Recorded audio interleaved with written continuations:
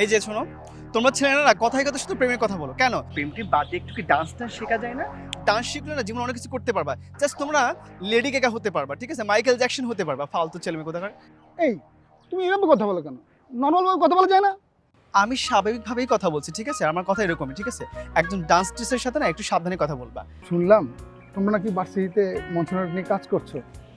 হ্যাঁ, শুধু মঞ্চনাটক নয়, আমি বাংলাদেশের ইতিহাস ঐতিহ্য নিয়েও কাজ করছি। বাহ, ভালো তো।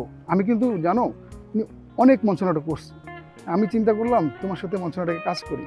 আচ্ছা ঠিক আছে, আমাদের একটা প্ল্যান আছে। আমরা আমাদের ভার্সিটিতে মঞ্চনাটক প্রদর্শনী করাবো। তুমি যদি ঠিকঠাক অভিনয় করতে পারো তাহলে তোমাকে একটা সুযোগ আমরা দিতেই পারি। ধন্যবাদ ধন্যবাদ ধন্যবাদ। বিশ্বাস করে ঠিক এই কারণে আমি তোমাকে খুব পছন্দ করি। আরশি, আর একটা কথা ছিল তোমার সাথে। কি? তুমি কি প্রেম টেম করো নাকি? ছি ছি ছি ছি ছি, এটা কেমন ধরনের প্রশ্ন? আমি প্রেম টেম করি নাকি এটা আমি তোমাকে কেন বলবো? আরে বাবা, জিজ্ঞেস করতে পারি না?